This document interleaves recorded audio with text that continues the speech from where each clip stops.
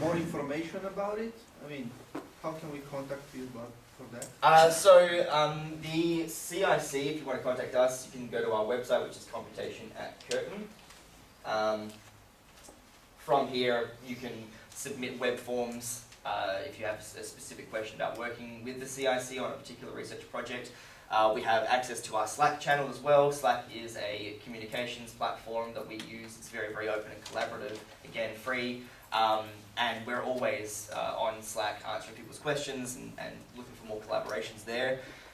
You can always email us directly, or you can come along to, for example, the Hacky Hour, which is in the same place at Common Grounds every Wednesday from 3 to 4 p.m. If you forget about that, Curtin Hacky Hour is on Twitter at CU Hacky Hour. Also cuhackyhour.github.io.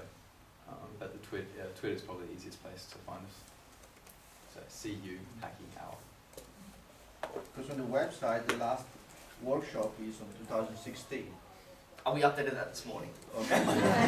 So I did, at the very beginning of my career, was a molecular biologist, and I just happened to coincide with the rise of big data in biology. So molecular biology used to be the last great realm of the enumerate biologist, and suddenly in the last 10 years that's totally changed, and we've all been inundated with this huge amount of sequencing data. The cost of reading DNA has fell by about 1 millionfold from the time the Human Genome Project was released in 2003, I think. So it's become very, very cheap to generate a lot of data. And so these sort of computational skills of trawling through that data have become invaluable, both for producing lots of papers, but also actually it's become a fundamental part of biology now, that heavy data-centric, particularly genomics and sequencing-based data. So what I do is we assemble genomes and we look for interesting genes and we do population genomics. We try and work out how diseases of plants, the organisms causing diseases of plants are evolving, and how what sort of molecular arsenals they're contributing, they have to attack the plant. Yeah. But I use R, Python. One thing I'd like to add is those are two fantastic languages to start with.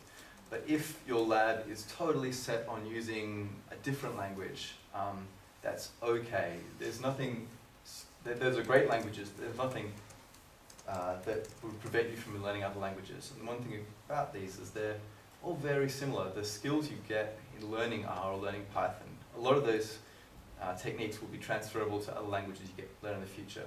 Most people I know, after a year or two of doing computational work, will have a language they go to, and it's their favorite language, and they can get stuff done pretty quickly. But they'll also dabble and pick up other languages along the way. You should always use the best tool for the job, and the best tool might not be your go-to language, but having that go-to language will help you pick up other bits and pieces. Working with supervisors who are used to working with, say, SPSS, and then you're trying to say, hey, let's maybe try this. Is there something to convince them that this is a good idea to go for? That's literally part of my job, is great. to convince them.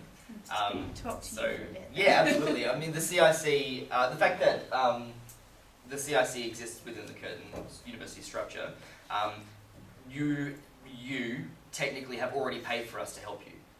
So we are a free service because we've already been paid for out of the, so I don't actually understand how the funding works, it's very arcane. But the point is that we are already factored into the cost of your research. So if you want to work in a particular language that might not be your supervisor's favorite language, that's fine. We can try and help you and your supervisor transition across. If you need to work in that language that your supervisor is working in, sometimes you can work in parallel between the two. Again, with the sort of joke about Stack Exchange and SPSS being migrated to R, a lot of those questions are also about how can I do two at the same time. You know, how can I populate these tables in SPSS and then use R to analyze them and to tease out some of the data that's in there. So, like Rob said, you know, you can use multiple tools in one project. It's which one is best for the job. But how can you convince a supervisor? That is a question as old as research itself. how do we transfer data in SPSS to That's a great question. There are some packages that will do that. There is in fact a package within R called R SPSS, and it's designed specifically to do that. It knows what all the headers are, it knows how all the metadata is aggregated, and it can take the data and pull it out in a fairly sensible manner. There's a fair amount of documentation on that. Is there a list of modules or that you can go to and find out what's already been done and what you can? Yeah. So if I open up RStudio, available packages. I don't know if you can see that on the tiny, tiny screen, but there's hundreds of them. Go away, emails. Hundreds and hundreds of packages that you can jump straight into. If there's a very specific one that you're looking for, chances are, first of all, the answer is always already on Stack Exchange. Stack Exchange is a great resource for that, or just even Google itself. Looking through the list is probably a lot harder than just searching, because the list is very big.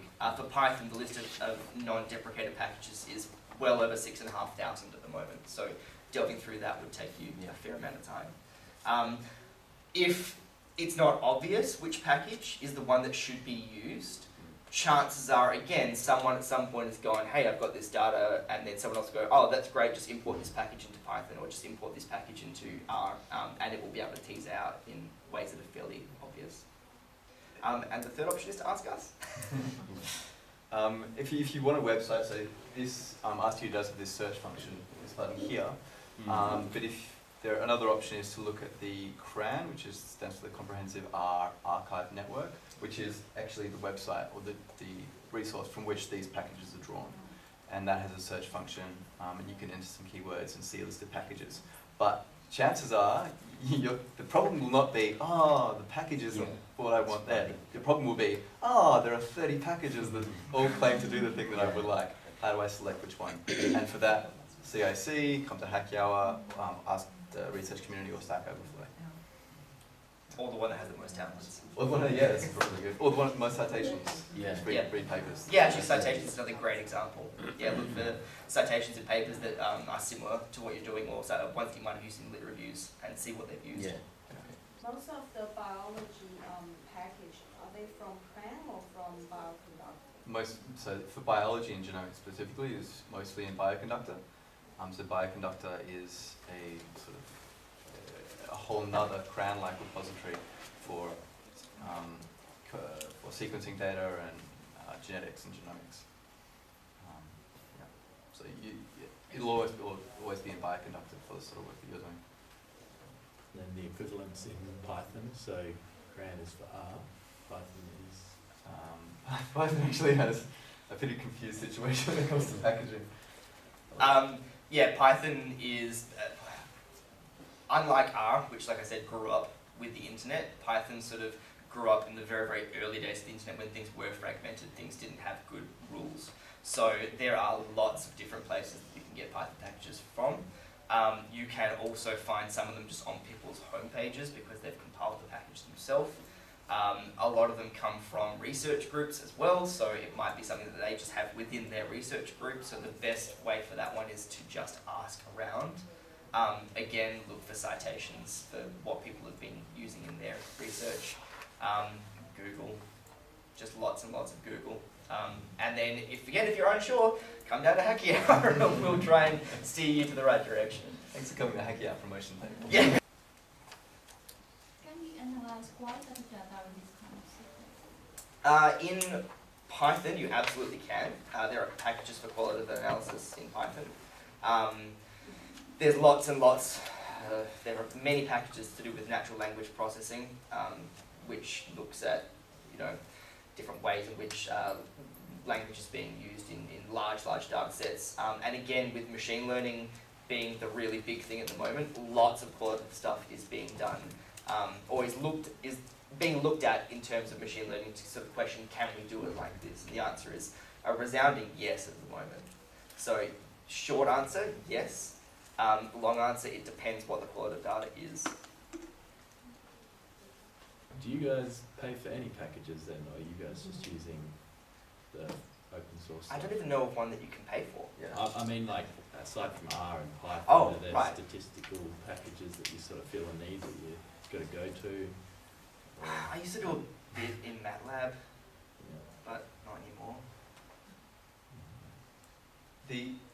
It's the stuff that Tim talked about the promises of open software. It's not just a political position, an ideological position. There's great technical and like legitimate reasons to see the internal workings of the language, both to help your understanding when you get to that stage, but also to fix bugs. In an open system, you have a lot of eyes looking on a code base, which tends to fix bugs. And a lot of people willing to and able to fix bugs when they happen. Some people with nothing better to do on a Friday night. It's amazing how many people there are that donate their time. It's incredible, and it's like wonderfully.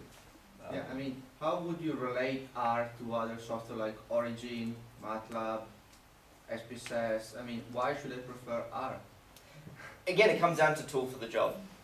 What is the best tool for the job? So I used MATLAB a lot for quantum physics back when I was doing that kind of stuff, because again, there was a lot of documentation on it in that context. Lots of people were using it in the same, those same areas of research, so they had sort of expertise in that as well. But it's just a case of what is the most sensible tool for that particular thing that you're doing. So it's hard to answer it from the why is this package better, because it's more of why is this package better for this. In a general sense, R and Python are both great. The plotting utilities are fantastic, which is something that almost everyone can appreciate. But apart from that, it really depends on the sort of work that you're doing. And because both of those languages have great community support and a lot of packages and libraries written for them, you just pick the best tool that has the package or the library that does what you want to do.